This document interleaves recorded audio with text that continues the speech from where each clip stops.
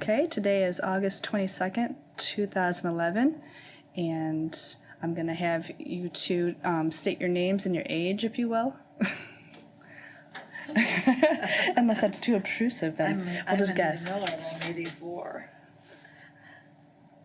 I'm Blair Miller, 84. Okay. And where did you guys grow up? Was it here in Elmore? Was it outlying areas? I grew up in Woodville, but as I said, I'm very active in Elmore because I attended church here all the time, all those years. What church was that? Which church was that? Trinity Lutheran. Trinity Lutheran? I used to ride my bicycle from Woodville to Elmore to go to catechism, so I liked Elmore. Bit of a drive, bit of a ride.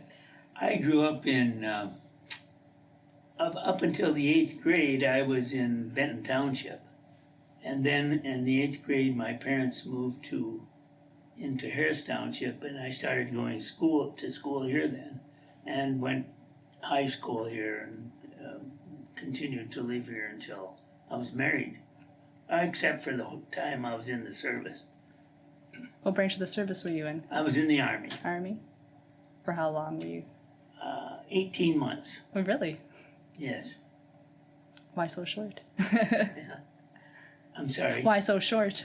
Oh, well, I went in when the war was on, and it ended. Both wars in Europe and in Japan ended while I was in the service. See how good I was? Yeah. What was I going to say? Where did you live in town when you moved to Elmore? Well, we, after we were first married, we lived in Fremont for perhaps 4 years. About that. About 4 years, and then we moved into Elmore on the corner of Toledo and Fremont Street in an upper apartment there. Oh. The building is still there, the house is still there. I think maybe it's still a two-family too, I'm Is not it? sure. Yeah, there's a lot of those in town. Yes. Those ones.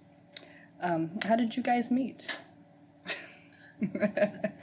We met in the Forest Park roller skating rink in Genoa, probably. And Blair was cruising, looking for girls, and I was skating. Right? Exactly. So he'd like you to think. Right. Do you want to tell me a little bit about your childhood, about your families? Yes, we have two children. Our son David, who lives in Bexley, actually, and we have one granddaughter, Andrea, who has just presented us with our first great-grandchild. And then we have a daughter, Monica, who lives in Genoa, and she has two sons. You want us to tell a little bit about our childhood? Strangely enough, I never moved off of Elliston Trowbridge Road until I was married. My parents lived in 4 different houses, and they were all on Elliston Trowbridge Road.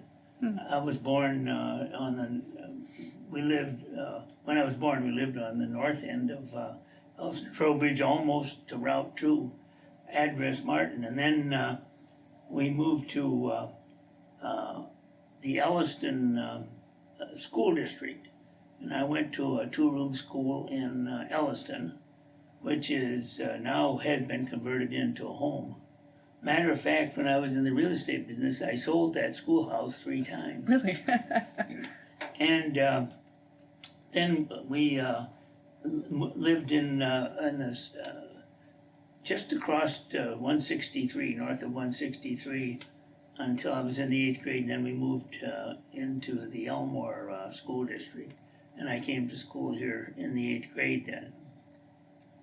I was actually born in Genoa, and when I was about 2, we moved to Victoria Heights in Woodville, and I had a normal childhood growing up. We had scads of children in the neighborhood, and I played a lot, and I guess one of my fondest memories of my childhood there was my relationship with my dad, and there was a woods, and he and I would go out into that woods and fish, and he would teach me about the different trees, and we would eat the berries off of the bushes, and we would always end our walk with bringing a bouquet to my mother of wildflowers, and then when I was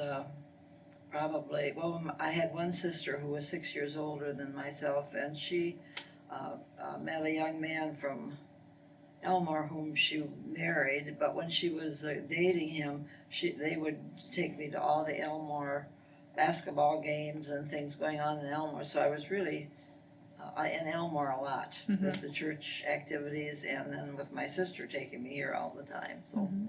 But I had a very good childhood. Good. Do you remember anything about the different businesses that came and went in there? And you can tell us a little bit about your real estate even too, while we're on that subject. Well, I worked, in fact, we both worked in Fremont when we were married, and we lived in Fremont then. And then when I was left the Heinz Company in Fremont and went to work for Gerber's Baby Foods in sales. And I had an interest then in sales, and first time in my life, and so I started to sell insurance part-time. And then when we moved to Elmore, I was working for Gerber's, but then I think about 3 years later, I quit and sold insurance full-time and at that time, and then ultimately went into the real estate business after that. Businesses in Elmore, Dolph Oil Company was here. In fact, my father worked for Dolph Oil Company, and that is the reason we moved into this area then. A long time business, still thriving. Any of your favorites? I was thinking of, after I completed, I was a graduate of Woodville High School, and then I went to Bowling Green and took up journalism, so I was the women's page editor of the Fremont News Messenger for a few years, which I found to be a fun job. But anyway, so then when we came to Elmore, I do remember we had a newspaper at that time, and I was trying to remember the name of it. I can't even remember. Well, there was an Elmore Tribune, That was earlier. and then the Community News, I think it was, wasn't it? I don't know Elmore what Community. Mike, he was the editor. I don't know what the name of the newspaper was, but I remember that one. That was an interesting facet of the village, and then many of the businesses on Main Street, of course, were gone, like men's barber shops, and there were a couple another insurance agency, the Brandau, which is still here, and did we have a bakery at one time? Yes. I think we did have a bakery at one time, and we had a very fine meat market on the corner of Lincoln and, is it Lincoln?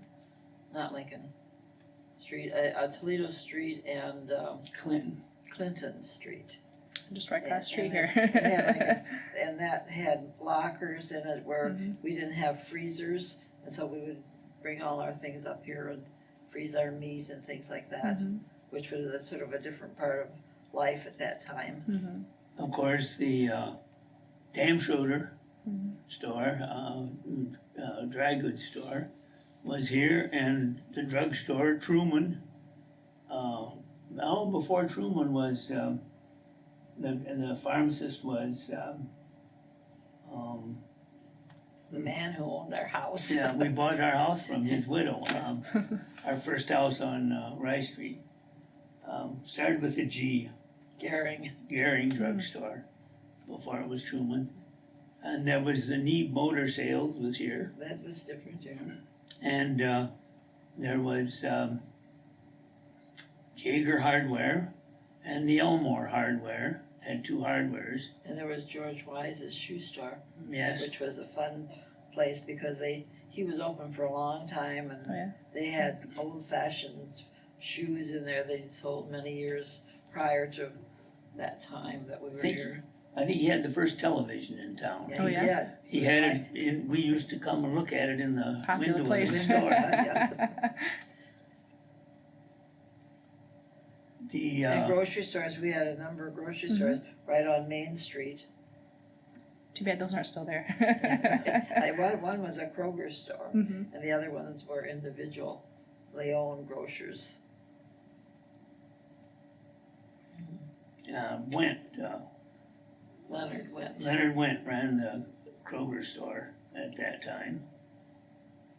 There was, also recall there was, not only, the, regular bowling alley started up, later, but there was what they called, I don't know what, a little bowling alley that they had small balls, Okay. duck pins, I think they called them. That was open for a while too, recall that. House, Henry House grocery store was a fixture, and I recall when I was a child and lived with my grandmother occasionally, not permanently, just went there to work and help. On the farm, Henry House had a grocery store on wheels. He went from door to door, and he stopped at my grandmother's. My grandmother would exchange eggs for groceries that she wanted. I recall he had a post with bananas hanging on. And once in a while, my grandmother would buy me a banana, which was a real treat in those days. I was thinking of, there was a dentist that lived, or that worked in one of the stores toward the end of the street, and he was upstairs. Weber. Weber, Dr. Weber, I always remember him because he wasn't the most proficient dentist. I can remember the pain involved. But then I was also thinking of, there was a Welcome Inn, which was a ice cream place, and did they have food also probably? Yes. And that's where the young people from high school and so forth would gather and having ice cream and everything. And I just recently met the son of the owner, would it be? Jerry, That was a the different- grandfather. That was a different that was a store. different store? That was Guthrie's Guthrie's. ice cream. Oh, they had ice cream, and somehow I've had some ice cream dishes that they use, real heavy, a glass, and I think I had 6 of them, and I never used them, so I gave them to probably the grandsons or the sons, Grandson. the grandsons of the people that owned that, but that was a place that the children, the young people from high school gathered also. And then the Portage Inn was I think was considered sort of a classy bar at that time, wasn't it? Well, that followed House. The Portage Inn came after the House grocery store closed. That's the Oh, building was it? House was in. But wasn't that really considered sort of a more of an upscale bar than maybe like today? It is, I yeah. mean, because it's more casual now and everything, but then there were a lot of people from Toledo would stop in, and I think it was a well-known bar. And what was the man's name? Marvin Lohr Marvin Lohr that ran it at one time. There was, I think there was a Dam Shoulder had it before that. Did anyone ever mention to you about the large number of Dam Schroders that are buried in our cemetery? No. Well, Debbie Sorg, who is the sexton of the cemetery now, spoke to our women's group, and she told us that there are over 60 Dam Schroeder gravestones in the cemetery, and that at one time one of the stones was removed, and but so then it was one less. But I don't know. I don't wanna say the exact number, but Mm-hmm. that's by far the largest family Yeah, they have a lot. represented there. So, and, Did you know the Dan Schroeder family very well? Oh, quite well. Of course, her sister was married to Donald Dan. damn Oh, sure. okay. That helps, huh? And he was the brother of Calvin, who is still active, very active. And I think that's maybe the only ones left. I don't know. Of Dam Schroeder's? Well, Ethel. No, of Calvin's family. Of Calvin's family, okay. No. Yes, well, I can't think of any other, I was trying to think of businesses. We can move on to something else. Do you remember going to any of the, I don't know if this, when did you come to Elmore? Maybe this is before your time. Like the homecomings and different Oh, yes. parades and things We that they were had. here, we used to live where John, Otney. Otney lives now. That was our first home that we bought. And you can tell about the Well, they had the homecoming homecomings. on Clinton Street. Well, they originally had it many years ago, or prior to that, they had it on Main Street. But then it was impractical to shut off the state highway any longer, so they held it on Clinton Street. And of course, we lived on the corner of Maple and Clinton, and it extended around to Maple Street too.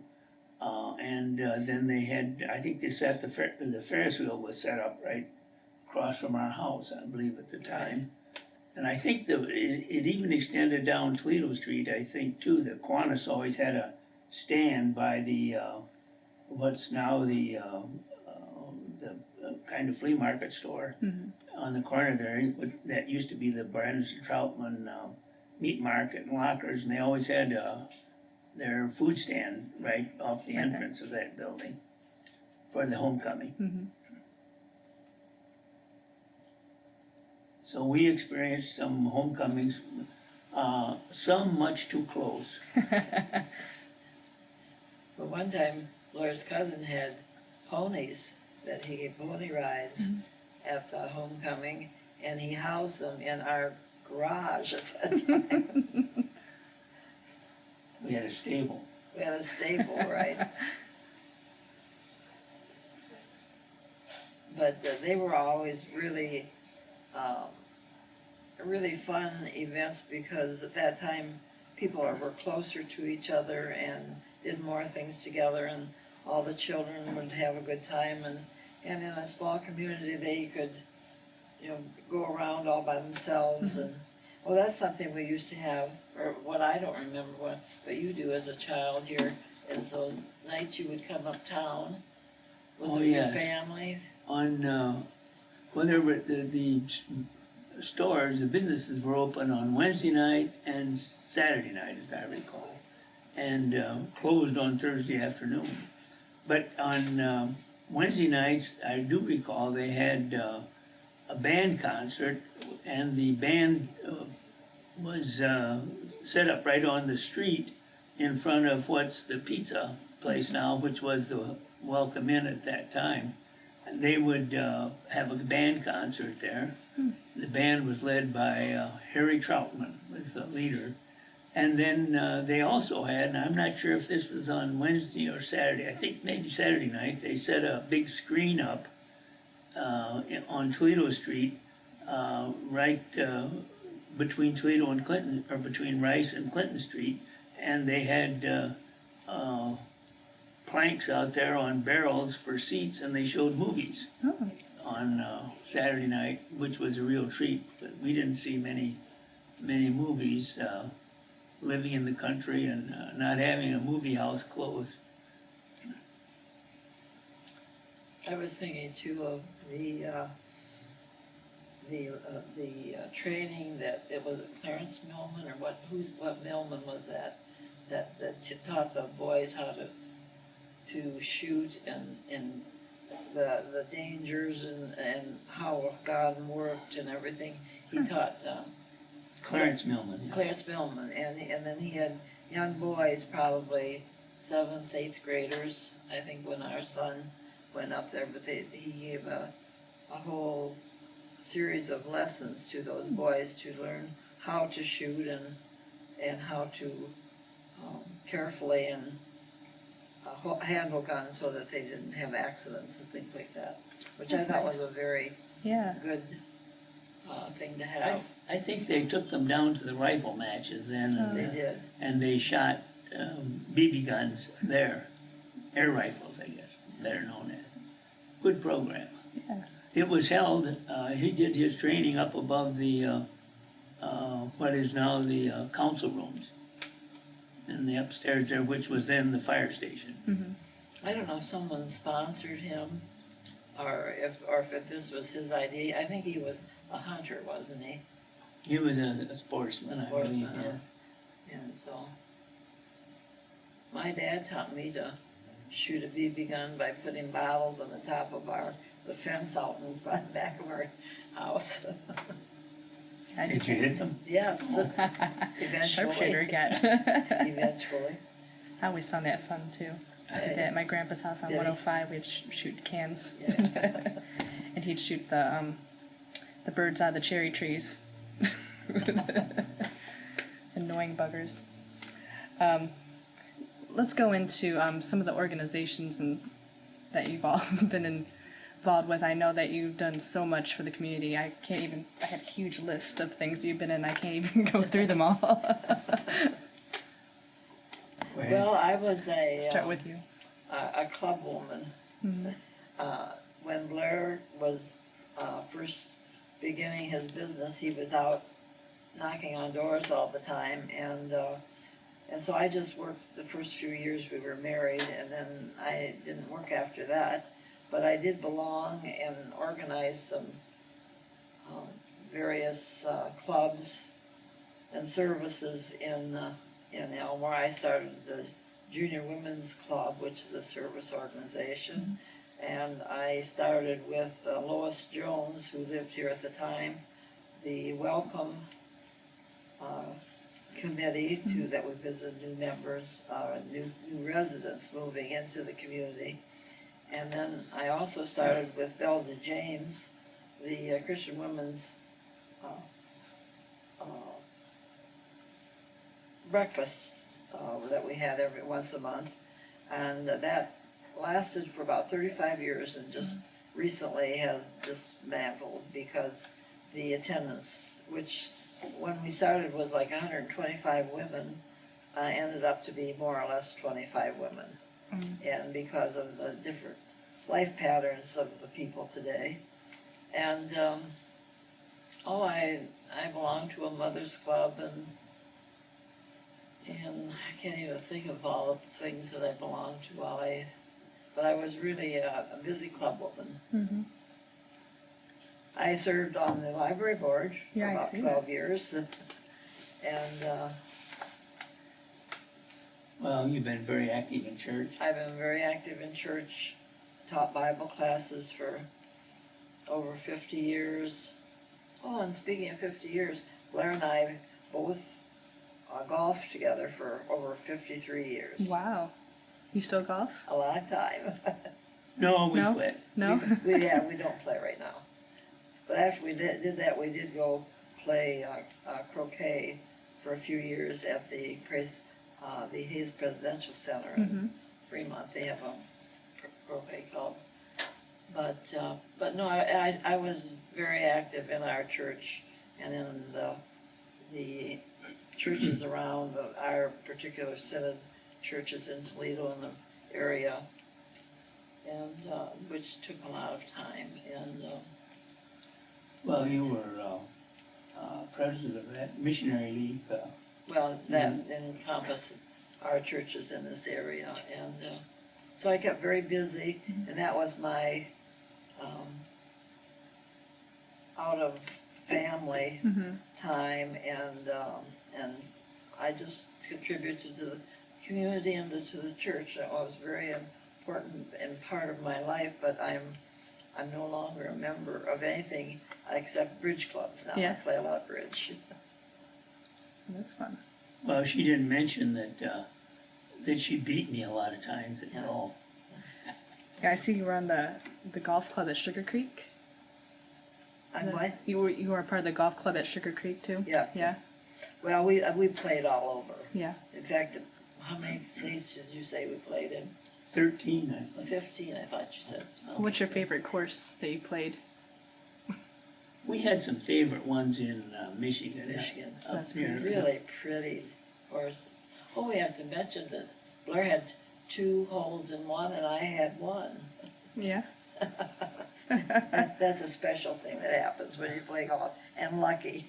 It's a lucky thing. She had hers in Scottsdale, Arizona, and I had mine, one in Florida and one in Quail Hollow, east of Cleveland. Yeah. So we never did do it at Sugar Creek. No? Too hard. I see you were on the Bicentennial Committee too. Do you remember what went on The for Bicentennial? Yes, we were. Yes, very active with that, and that was included a big parade, which was very nice, and that was a fun deal. And then we did it in those very days. We used to have a big New Year's Eve party, and was attended by people just from the community, more or less. And that was always a big affair. But that just lasted a few years. That didn't continue. So. We were a member of the Kiwanis Club. Well, I probably started my first public life in, I was the village clerk for a couple of years, and I was not interested in re-election. After I had it for a while, I didn't function anymore. Yes, I was many years in Kiwanis. I was present there a couple of times, and I've been very active in church. I think I was an adult Bible class teacher for 25 or 30 years probably. Don't do it anymore, but did it one time. And then I was also chairman of the Red Cross Blood Mobile collection that came every year. I think I probably had that for 8 or 9 years. And then I was became on the board, became a member of the board of directors at Shadell Gardens, which I still serve in that position. And I also am a member of the Board of Trustees for the Ottawa County Community Foundation. Still serve in that capacity. And of course, I've been active since CAGE started, the organization doing the outdoor athletic facilities at the high school. Still doing fundraising there as time goes on. Oh dear. Oh, I also serve on the, presently, yet serve there too, on the Ottawa County Tax Abatement Review Board. That we review the organizations that have tax abatement from the school and the townships and so on. Real estate tax abatement. Oh, I don't know. See, it says here, board of directors at the banks. Yes, that was very satisfying position that I had. I started as they had what was called an advisory board for the Elmore branch of Mid-Am Bank, and I started there, and then I was appointed to the Mid-Am Bank Board that was housed in Bowling Green, and then the holding company board too, which was housed in Bowling Green. I think I served there till my mandatory retirement age of 70, probably 10, 12 years, I guess, on that board. And then it was a paying job, but something that was very satisfying to me was the position I held with the Lutheran Church Missouri Synod, the Ohio District. After I sold my insurance business to which is now Diversified Insurance, I went to work part-time for the district of the church. And that position was as a development director. And of course, that entailed fundraising also. And I did very satisfying, self-satisfying work with the people in helping them plan their estates and showing them how they could gift to the church ministries to help enhance their estate plan. Very, very pleasant work. A lot of nice people to work with. And during that time then, I became so involved in that work with the church that I sold the real estate agency then too.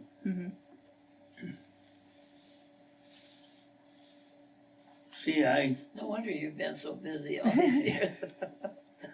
I can't recall if there's anything else that's important to mention. How did you both decide to do so much community work?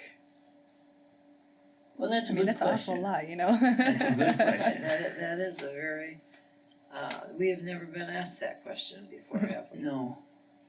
I think we have a desire to help people, to be of service. I think everybody has a need to be of service in their community, and many people answer that need, and but many people don't. Whether it be school board, council, I'm really impressed with people that are willing to take those positions and give of their time. It's so important. Well, we've always had a feeling that we've been placed here to be of service, and that comes from our Christian education, I guess, and to help people and to be of worth to our church and to our community.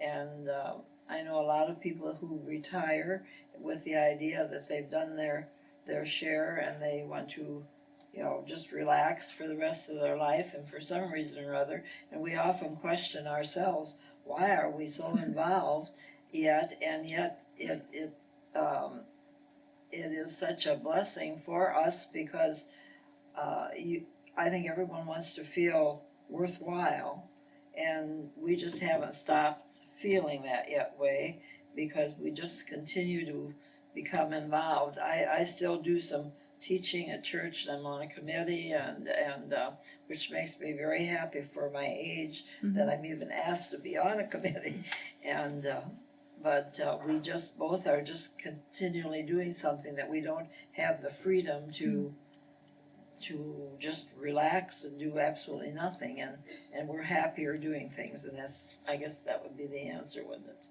Well, the other thing is we didn't ever find out how to say no. No, that's true too. That's our biggest not mistake, but we just have always decided, and I have talked about this, that we didn't want to just stop being involved. And another thing is, I firmly believe that as one ages, the more involved you are with people, the sharper you are, and we live a very active social life. We dance yet, and we have a lot of friends, and for which we are grateful, because we've lost a lot of dear friends, and at our age, and so we just hope to keep going as long as we can. Anita plays a lot of bridge, and I play some bridge. Yeah. So we've had a lot of fun together in our life, and are still having fun, thanks to the friends that we have. That's good, and that's really commendable. And I know a lot of people respect you in the community for doing all those things. That's really nice. Do you want to, let's move back a little bit to your insurance company. How did that come about? How many years did you work with it? Probably 50. I mean, don't you remember you celebrated your 50th anniversary? That's right. Yeah, I did. That's right. Well, when I was working with Gerber's Baby Foods, a gentleman stopped in to see my father and asked if he wouldn't want to sell insurance. He said, "No, but I think I know somebody that would." So he sent the man to me, and I decided to try it on a part-time basis, and which I did. And then, as I mentioned, after a few years, it looked like it was a endeavor I wanted to pursue full time. So I quit my other work, and thanks to the Lord, made it. But it was nip and tuck there for a while. As she said, I was knocking on doors, and I did. I made a lot of cold calls, and it was rewarding, certainly. So, as I said, we celebrated a 50-year anniversary, but as all things do, things change, and the business became more and more demanding, and I was always a people person, and I had a tendency to become really involved with people and their problems, and sometimes they were a little overwhelming. But when I went to the church work, I was really satisfied then, having that connection with people. I'm sure you met a lot of different people, both through your community work and through business and everything. Is there anybody memorable that you remember, or any of your friends that you like to mention? Some funny things that happened that you did? Well, you mean during our lifetime, the friends we had? Or people like that are maybe still in town or something too, even throughout. Well, Dr. Paul Reidenauer was a dear friend of ours, and whom we miss a great deal. And well, well, I don't know who I was thinking of. Someone. Well, Ray Getches was a high school counselor, and we spent a lot of time with he and his wife. We played bridge and spent a lot of holidays with them, playing bridge and having good times. We did a little traveling with them, a little bit. Another person that was very much a part of our life that died at an early age was Morton Hannemann. He and Evelyn were very dear friends of ours, and we played a lot of golf together. We traveled together.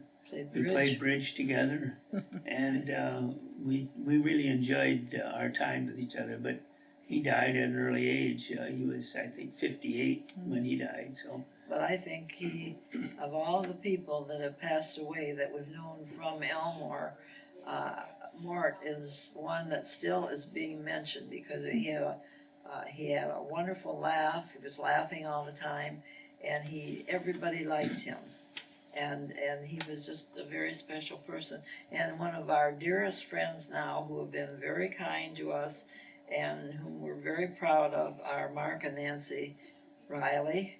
And they're the ones that dedicated the gazebo to us in the park, and but they're very fine people, and they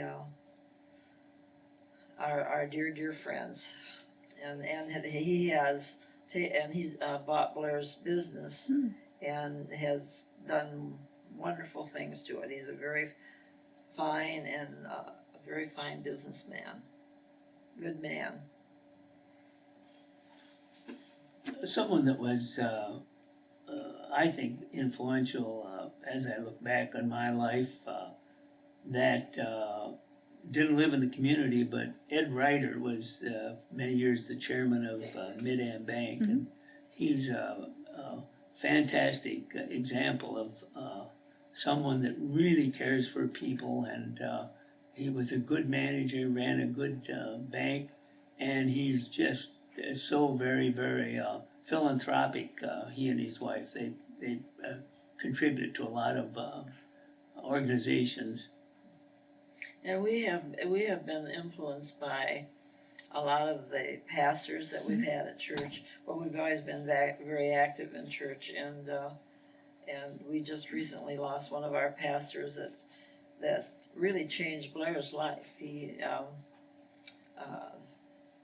taught him a lot, and took him under his wing as when Blair was a young Christian, and so we have always been very close to our pastors, and they have made a difference in our life. Who's the name of that pastor? Pardon? The one that influenced him so much, that the pastor's name, do you remember? Dr. Harvey Stegemiller. Okay. He was a wonderful pastor. I always tell that when he left our church, every member of our church thought they were his personal friend, and they were. Mm-hmm. Yeah. He loved everybody, and everyone loved him, and so he made a big impact in our lives.